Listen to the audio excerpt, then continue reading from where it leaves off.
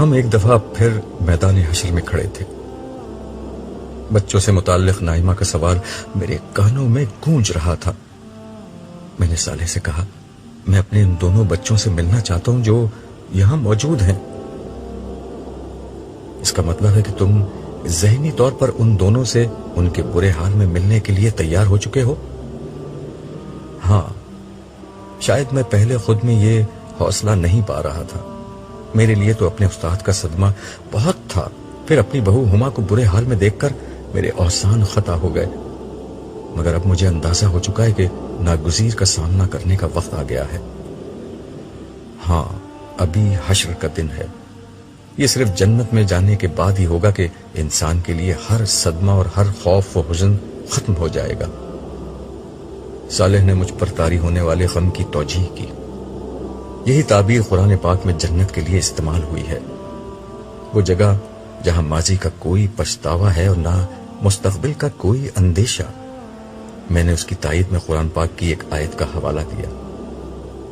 جواب میں صالح نے ایک اور بہت عام بات کو واضح کرتے ہوئے کہا، ہاں، جنت ایسی ہی جگہ ہے. حساب کتاب جب شروع ہوگا تو جنت و جہنم کو قریب لے آیا جائے گا.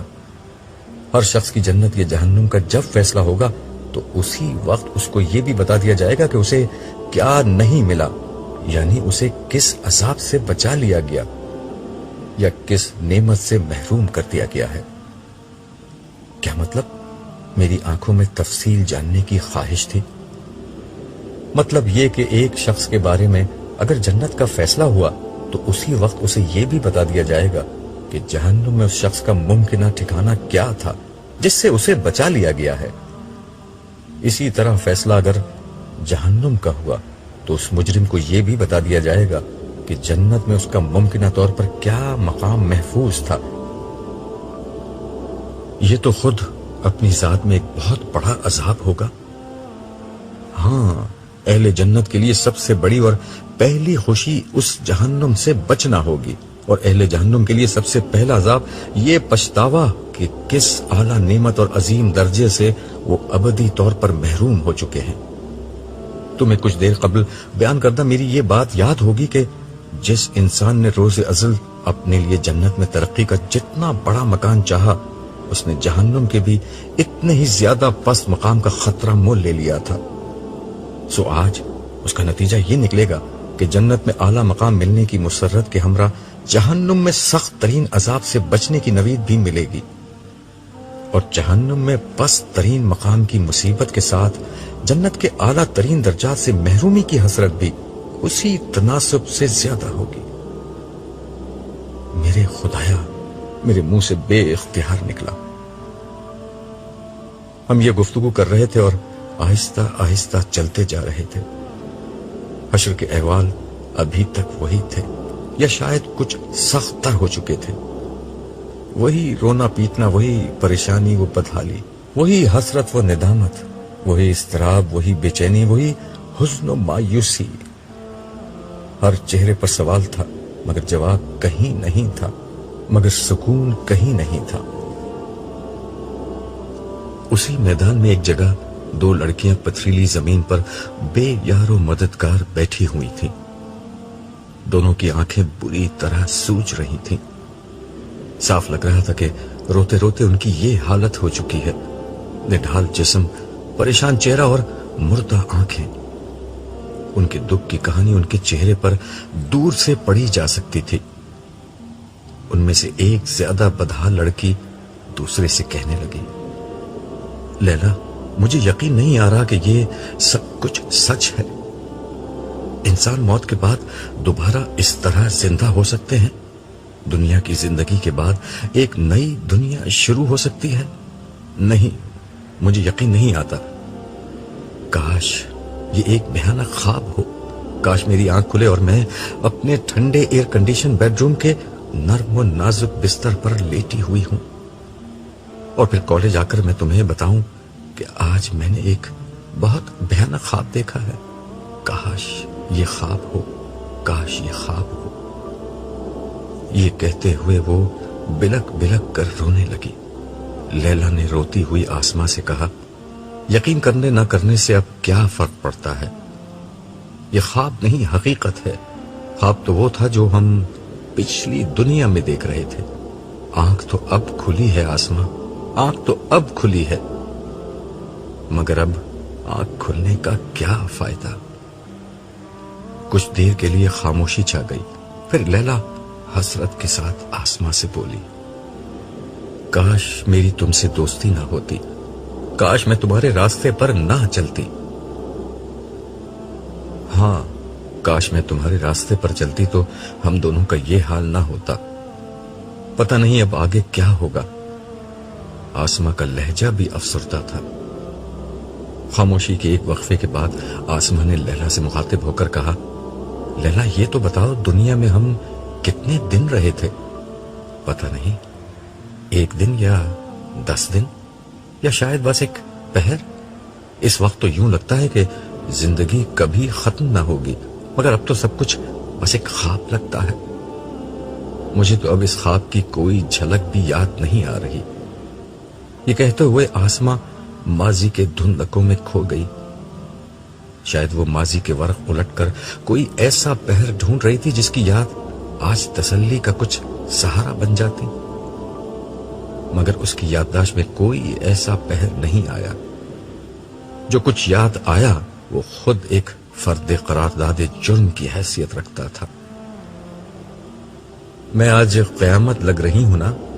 آسماں نے ایک ادا سے جسم کو لہرایا اور کسی ماڈل کے انداز میں 2 قدم چل کر لیلا کے سامنے کھڑی ہو گئی۔ لیلا اپنی درسگاہ کے احاطے میں درختوں کے سائے تلے بچھائی گئی ایک بینچ پر بیٹھی جوس پی رہی تھی، اور اس کے سامنے اس کی عزیز سہیلی آسماں لہراتی بل کھاتی اپنے نئے کپڑوں کی نمائش کر رہی تھی۔ لیلا خاموش رہی تو آسماں نے دوبارہ کہا، میں کیسی لگ رہی ہوں؟ تم کپڑے پہن کر بھی برہنہ لگ رہی ہو۔ لیلا نے بے نیازی سے جوس کا ایک سپ لیتے ہوئے اس کے لباس پر تبصرہ کیا۔ واٹ؟ سچ کہہ رہی ہوں، یہ لون کا پرنٹ تو بہت شاندار، مگر اس سے تمہارا پورا جسم جھلک رہا ہے۔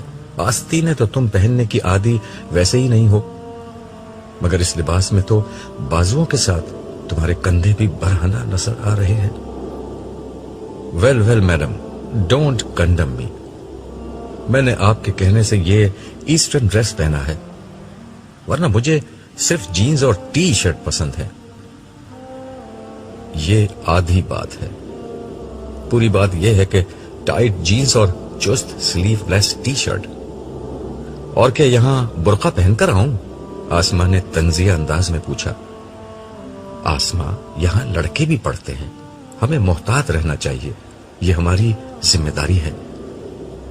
لیلا نے اسے ناصحانہ انداز میں سمجھاتے ہوئے کہا، سوری، یہ تمہاری رائے ہے، ورنہ ذمہ داری تو ان لڑکوں کی ہے کہ اپنی نظریں جھکا کر رکھیں۔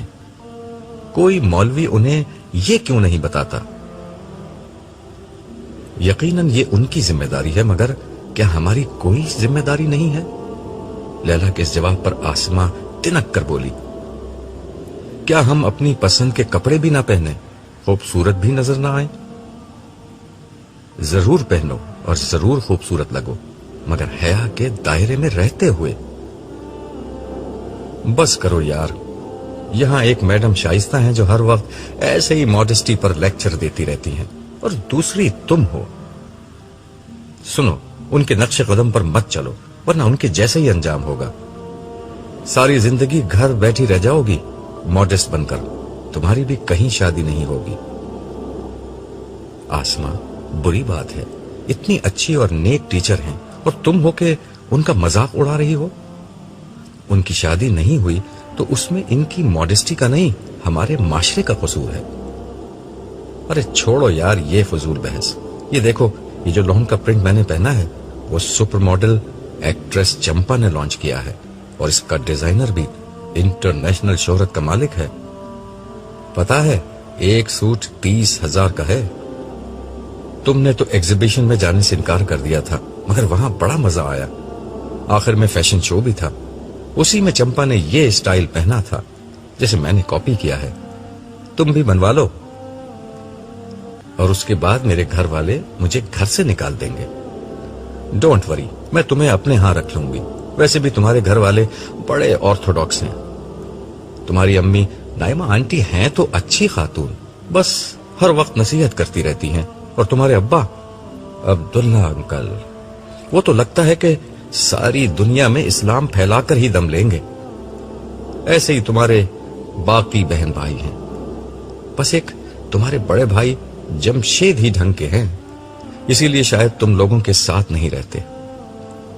अब्बा तो समझते हैं कि वही सबसे ज्यादा उनसे दूर हो चुके हैं, और बकौल अम्मी के उन्होंने मुझे भी खराब कर दिया है। क्या खराबी है तुम में? तुम तो मुझे वैसे ही बड़ी नेक लगती हो। मैं और नेक? बस मारे बांधे बचपन की आदत की बिना पर रोजा नमाज कर लेती हूं। बाकी मैं तुम्हारे साथ रहकर तुम्हारे जैसे ही काम करती हूं। मगर ये तो देखो कि मेरे साथ मजा कितना आता है। 50 बरस की जिंदगी है, खूब खाओ पियो और एंजॉय करो।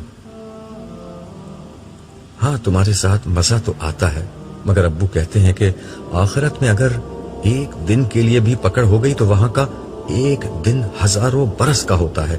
उसमें 50 साल जिंदगी का सारा नशा हरन हो जाएगा। उनकी तरबियत से मेरी अम्मी, बहनें और भाई अनवर सभी नेकी की जिंदगी गुजारते हैं। Don't talk about them. वो नेकी की नहीं, बोरियत की जिंदगी गुजारते हैं। इस बोर जिंदगी के तसव्वुर से मुझे वहशत होती है। मैंने इसीलिए तुम्हारे घर जाना अब कम कर दिया है। हर वक्त जन्नत की बातें, हर वक्त आखिरत और नेकी की बातें। इबादत करो, नमाज पढ़ो, रोजा रखो, दुपट्टा सीने पे रखो, sir ढांको। I don't like these rubbish. आसमा की इस बात से लैला के चेहरे पर कुछ नागवारी के आसार जाहिर हुए। वो बोली, ऐसा मत कहो आसमा, मेरे घर वालों ने तुमसे कभी कुछ नहीं कहा। वो बेचारे जो करते हैं खुद करते हैं या मुझे तलकीन करते हैं, तुमसे तो कुछ नहीं कहते। सिर्फ एक दफा मेरे अब्बा ने तुमसे ये कहा था कि बेटा तुम मेरी बेटी की सहेली हो। देखो, ऐसी सहेली बनना जो जन्नत में भी उसके साथ रहे। ऐसा ना हो कि क़यामत के दिन तुम दोनों एक दूसरे को इल्जाम दो कि तुम्हारी दोस्ती ने मुझे बर्बाद कर दिया। सॉरी भाई, तुम तो बुरा मान गई, लेकिन देखो तुमने अपने अब्बा की तकरीर मुझे फिर सुना दी। उन बेचारों के सर पर हर वक्त क़यामत सवार रहती है। आसमा के इस जुमले से लैला के चेहरे का रंग बदला। उसके तेवर देखकर वो फौरन बोली, सॉरी, नाराज ना होना, अब तुम्हारे अब्बा को कुछ नहीं कहूंगी। चलो कैंटीन चलकर कुछ खाते हैं, मुझे बड़ी भूख लग रही है। मैदान हशर में गज़ब की गर्मी थी। मैं सोच रहा था कि न जाने लोग प्यास से ज्यादा परेशान होंगे या फिर उस अंदेशे से कि कहीं उन्हें जहन्नुम की भड़कती हुई आग में ना फेंक दिया जाए। मैं इसी ख्याल में था कि साले की आवाज कानों से टकराई। अब्दुल्ला, तैयार हो जाओ, मैं तुम्हें तुम्हारी बेटी से मिलवाने ले जा रहा हूं। बेख्तियार मैंने अपना निचला होंठ अपने दांतों में दबा लिया। हम कुछ कदम आगे चले तो खुरदरी पथरीली सतह पर 2 लड़कियां बैठी नजर आईं। मैं दूर ही से उन दोनों को पहचान गया। उनमें से एक लैला थी, मेरी सबसे छोटी और चहीती बेटी। दूसरी आसमा थी, मेरी बेटी की अजीज तरीन सहेली। उस वक्त माहौल में सख्त तरीन गर्मी थी। लोगों के बदन से पसीना पानी की तरह बह रहा था। भूख तो परेशानी के आलम में उड़ चुकी थी, मगर प्यास के अजाब ने हर शख्स को परेशान कर रखा था। ये दोनों भी प्यास से निढाल बैठी थीं। आसमा की हालत बहुत खराब थी और प्यास की शिद्दत के मारे वो अपने बाजू से बहता हुआ अपना पसीना चाट रही थी। जाहिर है उससे प्यास क्या बुझती। उसने मजीद भड़कना था, जबकि लैला अपना सर घुटनों में दिए बैठी थी। आसमा एक बड़े दौलतमंद खानदान की अकलौती चश्मो चिराग थी। खुदा ने हुस्न, दौलत, स्टेटस हर चीज से नवाजा था। माँ बाप ने अपनी चहेती बेटी को आला तरीन इदारों में तालीम दिलवाई। बचपन से उर्दू की हवा तक नहीं लगने दी गई। अरबी और कुरान करीम को समझकर पढ़ने का तो कोई सवाल ही नहीं था। इंग्लिश मीडियम स्कूलों का इतना असर था कि बच्ची अंग्रेजी अंग्रेजों से ज्यादा अच्छी बोलती थी, मगर ऐसे स्कूलों में जबानदानी के तौर पर नहीं, बल्कि एक برتر تہذیب کی غلامی کے احساس میں سیکھی جاتی ہے۔ چنانچہ زبان کے ساتھ مغربی تہذیب اپنے بیشتر لوازمات سمیت در آئی تھی۔ سلام کی جگہ ہیلو ہائے، لباس میں جینز شرٹ، انگریزی میوزک اور فلمیں وغیرہ زندگی کا لازمہ تھے۔ تاہم عاصمہ خاندانی طور پر نو دولتی پس منظر کی نہیں بلکہ خاندانی رئیس تھی، اس لیے کم از کم ظاہر کی حد تک ایک درجے کی تہذیب و شرافت، بڑوں کا ادب لحاظ اور رکھ رکھاؤ پایا جاتا تھا۔ اسی لیے میں نے اس دوستی کو گوارا کر لیا تھا کہ شاید لیلا کی صحبت سے عاصمہ بہتر ہو جائے۔ لیلا سے اس کی دوستی کالج کے زمانے میں ہوئی۔ معلوم نہیں دونوں کے مزاج اور کیمسٹری میں کیا چیز مشترک تھی کہ پس منظر کے اعتبار سے کافی مختلف ہونے کے باوجود کالج کی رفاقت عمر بھر کی دوستی میں بدل گئی۔ مگر بدقسمتی سے اس دوستی میں عاصمہ نے لیلا کا اثر کم قبول کیا اور لیلا نے اس کا اثر زیادہ قبول کر لیا۔ لیلا میری بیٹی ضرور تھی مگر بدقسمتی سے وہ میری جیسی نہ بن سکی۔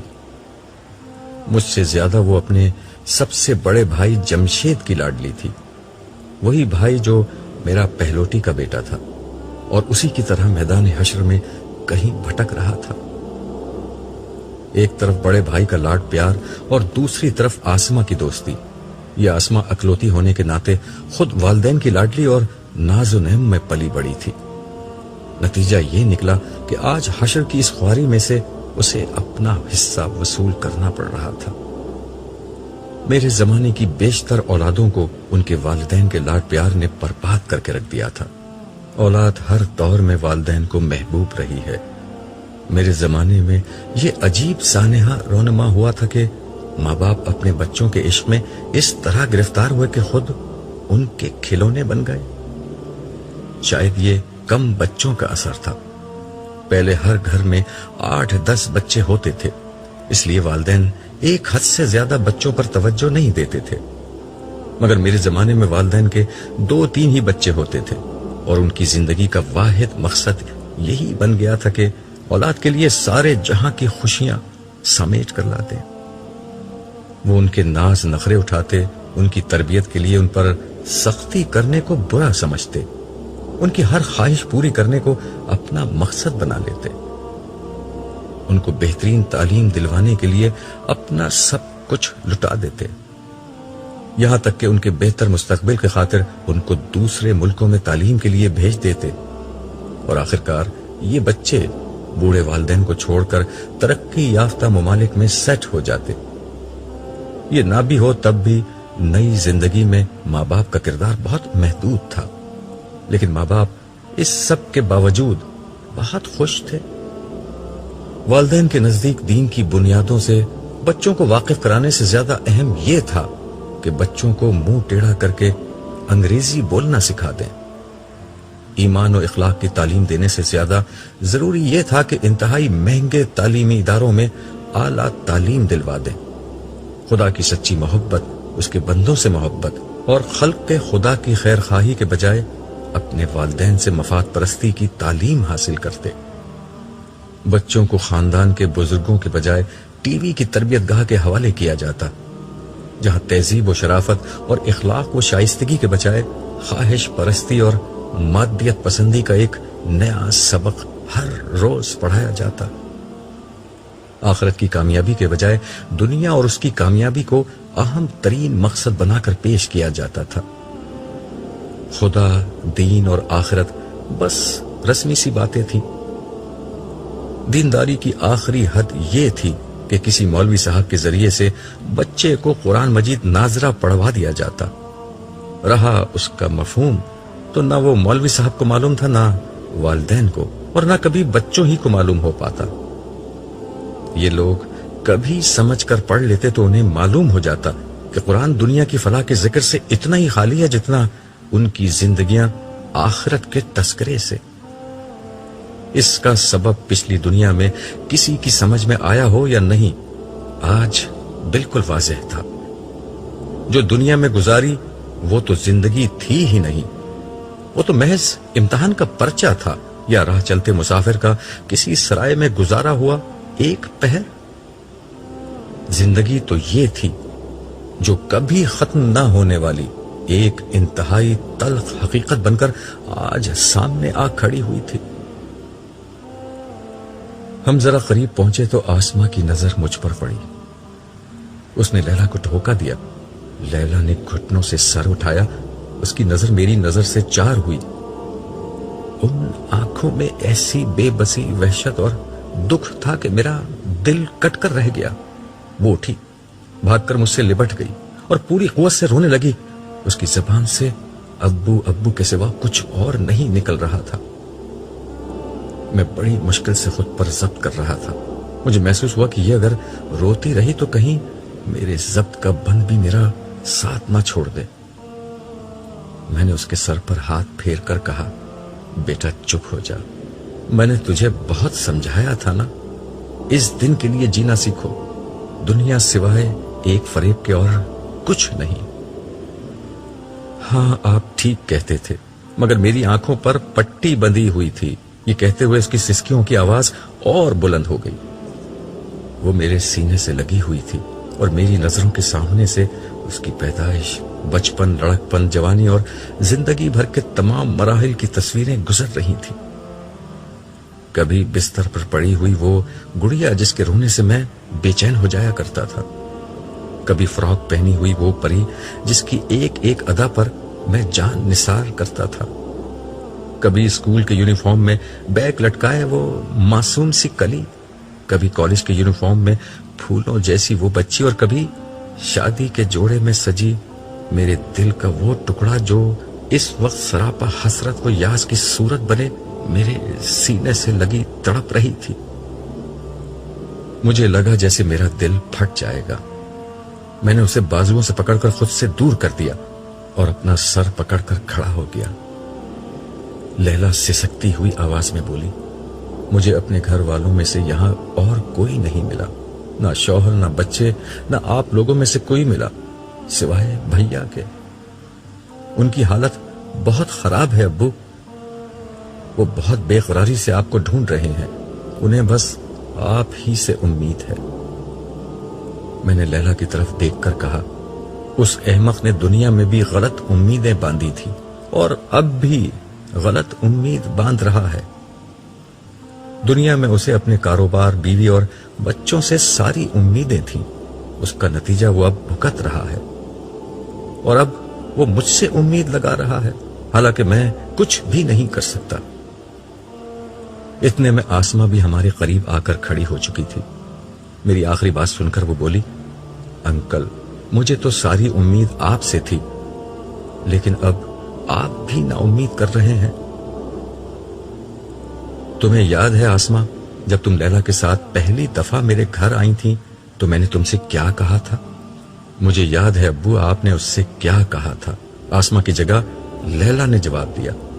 آپ نے کہا تھا کہ بیٹا تم میری بیٹی کی سہیلی ہو، دیکھو ایسی سہیلی بننا جو جنت میں بھی اس کے ساتھ رہے، ایسا نہ ہو کہ تم دونوں خدا کو ناراض کر دو اور کسی بری جگہ تم دونوں کو ساتھ رہنا پڑے، ایسا نہ ہو کہ قیامت کے دن تم دونوں ایک دوسرے کو الزام دو کہ تمہاری دوستی نے مجھے برباد کر دیا۔ آخری جملہ کہتے ہوئے لیلا پھر رونے لگی، اس کے ساتھ آسما بھی سسکیاں بھرنے لگی۔ میں نے گردن گھما کر صالح کو دیکھا جو اس عرصے میں خاموش کھڑا ہوا تھا۔ میرا خیال تھا کہ شاید وہ کوئی امید افزا بات کہہ سکے۔ مجھے اپنی طرف متوجہ دیکھ کر وہ کہنے لگا، عبداللہ ویسے تو ہر فرد کا معاملہ صرف اللہ تعالیٰ کے ہاتھ میں ہے۔ انسان کا عمل اگر رائی کے دانے کے برابر تھا تب بھی اس کے نامہ اعمال میں موجود ہوگا۔ ہر عمل کو آج پرکھا جائے گا، نیت، اسباب، محرکات، حالات، عمل اور اس کے نتائج، ایک ایک چیز کی جانچ ہوگی۔ فرشتے، در و دیوار، اعضاء، ہر چیز گواہ بن جائے گی، یہاں تک کہ یہ بالکل متعین ہو جائے گا کہ ہر اچھا برا عمل کس جزا یا سزا کا مستحق ہے۔ نیکی کا بدلہ 10 سے 700 گنا تک، صبر اور نصرت دین کے لیے کیے گئے کاموں کا بدلہ بے حد و حساب دیا جائے گا، جبکہ بدی کا بدلہ اتنا ہی دیا جائے گا جتنی بدی کی ہوگی۔ البتہ شرک، قتل، زنا جیسے جرائم اگر نامہ اعمال میں آ گئے تو انسان کو تباہ کر دیں گے۔ جبکہ مال یتیم کھانا، وراثت کا مال ہڑپ کرنا، تہمت لگانا وغیرہ جرائم اتنے خطرناک ہیں کہ ساری نیکیوں کو کھا کر انسان کو جہنم میں پہنچا سکتے ہیں۔ یہ سزا جزا کے عمومی ضابطے ہیں، ان کی بنیاد پر اللہ تعالیٰ عدل کے ساتھ فیصلہ کریں گے، اور یقین رکھو کہ کسی پر رائی کے دانے کے برابر ظلم نہیں ہوگا۔ تمہاری اولاد کے حوالے سے واحد امید افزا بات جو میں تمہیں پہلے ہی بتا چکا ہوں وہ یہ ہے کہ تمہارے جیسے سابقین کے علاوہ آج کے دن حساب کتاب کے ذریعے سے سچے اہل ایمان کی نجات کا معاملہ جلد یا بدیر ہو جائے گا۔ البتہ تم اپنی اولاد کو مجھ سے بہتر جانتے ہو کہ ان کی نجات کا امکان کتنا ہے۔ مجھے زیادہ پریشانی اپنے بیٹے کی ہے، میں نے جواب دیا۔ اس جواب میں میرے سارے اندازے امیدیں اور اندیشے جمع تھے۔ میں نے مزید تبصرہ کیا، اسے پیسے کمانے، گاڑی، بنگلے اور دولت مند بننے کا بہت شوق تھا۔ یہ شوق جس کو لگ جائے اسے کسی بھی برے حال میں پہنچا سکتا ہے۔ اس کے بعد اکثر لوگ حلال و حرام اور اچھے برے کی تمیز کھو بیٹھتے ہیں۔ اگر کسب حرام سے بچ بھی جائیں تو اسراف، غفلت، نمود و نمائش، بخل، تکبر اور حق تلفی جیسی برائیاں انسان کو احتساب الہی کی اس عدالت میں لا کھڑا کرتے ہیں جہاں نجات بہت مشکل ہو جاتی ہے۔ میری اس بات کا جواب غیر متوقع طور پر آسمہ نے دیا۔ یہ ساری باتیں لیلا مجھے بتاتی تھی، اس نے آپ کی کتابیں بھی مجھے پڑھنے کے لیے دی تھیں، مگر مجھے اردو پڑھنی نہیں آتی تھی۔ میری بدقسمتی کہ میری ساری زندگی غفلت، دنیا پرستی، فیشن، نمود و نمائش، اسراف اور تکبر میں گزر گئی۔ مجھ پر حسین نظر آنے کا خپت سوار تھا۔ میں نے لاکھوں روپے زیور، کپڑوں اور کاسمیٹکس میں برباد کر دیے، مگر غریبوں پر میں کبھی کچھ نہ خرچ کر سکی۔ کبھی کیا بھی تو اس کو بہت بڑا احسان سمجھا، حالانکہ اللہ نے ہمیں بہت مال و دولت عطا کیا تھا۔ یہی نہیں، مجھے جب غصہ آتا تھا تو میں بے دریغ اسے کمزور لوگوں پر اتارتی تھی۔ باحیا لباس پہننا میرے نزدیک غربت کی علامت تھی۔ چغلیاں، غیبت، عیب جوئی میرے لیے معمولی باتیں تھیں۔ یہ معمولی باتیں آج اتنا بڑا روگ بن جائیں گی، مجھے نہیں معلوم تھا۔ یہ کہہ کر ایک دفعہ پھر وہ پھوٹ پھوٹ کر رونے لگی۔ لیلا افسردہ لہجے میں بولی، اس کے امی ابو بہت برے حال میں ہم سے ملے ہیں، ان کے ساتھ پتہ نہیں کیا ہوگا۔ پھر وہ مجھے دیکھ کر بولی، ابو میرے ساتھ کیا ہوگا؟ یہ کہتے ہوئے اس کی آنکھوں سے آنسو جاری تھے۔ بیٹا انتظار کرو، امید یہ ہے کہ اب زیادہ دیر نہ گزرے گی کہ حساب کتاب شروع ہو جائے گا۔ اس وقت مجھے اللہ کی رحمت سے امید ہے کہ اتنی سختی اٹھانے کے بعد وہ تمہارے وہ گناہ معاف کر دے گا جو تم نے دنیا میں معمولی سمجھ کر کیے تھے۔ کاش ابو میں آپ کا راستہ اختیار کر لیتی۔ آپ نے مجھے بہت سمجھایا تھا کہ ایمان زبان سے کلمہ پڑھ لینے کا نام نہیں، خدا کی ہستی کو اپنی زندگی بنا لینے کا نام ہے۔ رسمی عبادت خدا کو مطلوب نہیں، اسے قلب کی دینداری چاہیے، اسے چند بے روح سجدوں کی ضرورت نہیں، ایک سچا خدا پرست بندہ چاہیے۔ ایمان میری زندگی میں تو تھا، مگر وہ میری شخصیت کا احاطہ نہ کر سکا۔ میں نے آپ کے کہنے سے نمازیں تو پڑھی، مگر خدا کی یاد میری زندگی نہیں بن سکی۔ میں نے روزے تو رکھے، مگر مجھ میں سچا تقوی پیدا نہیں ہو سکا۔ زیادہ سے زیادہ مجھے 50 برس وہ سب کرنا پڑتا۔ یہاں تو صدیاں گزر گئی ہیں اس گرمی اور سختی میں پریشان گھومتے گھومتے۔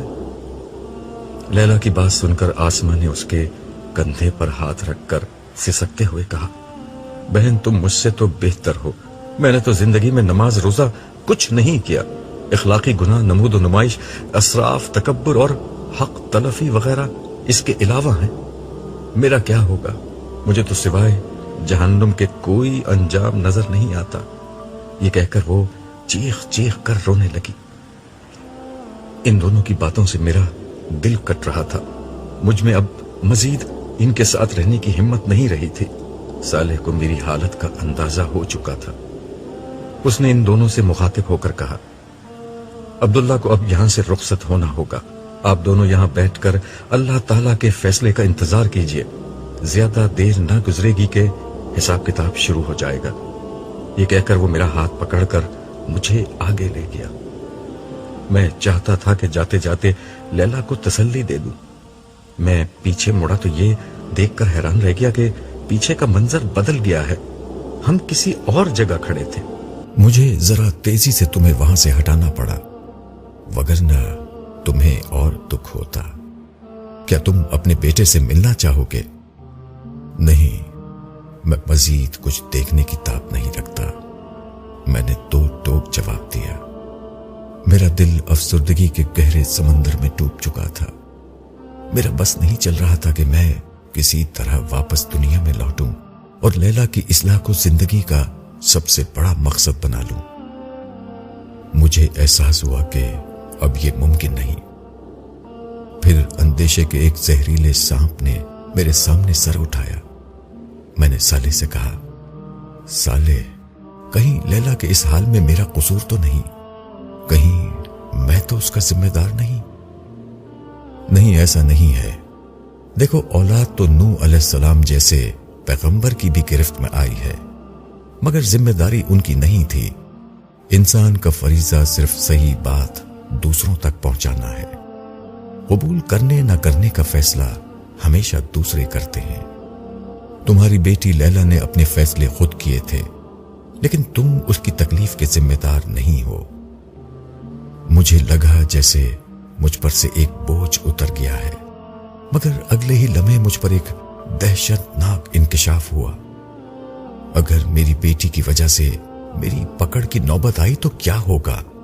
یہی کہ میں بغیر کسی ہچکچاہٹ کے اپنی پیاری بیٹی کو جہنم میں جھونک کر اپنی جان بچانا پسند کروں گا، کیونکہ آج کے دن کا عذاب اتنا شدید ہے کہ سارے رشتے اور تعلقات اس کے آگے ہیچ ہیں۔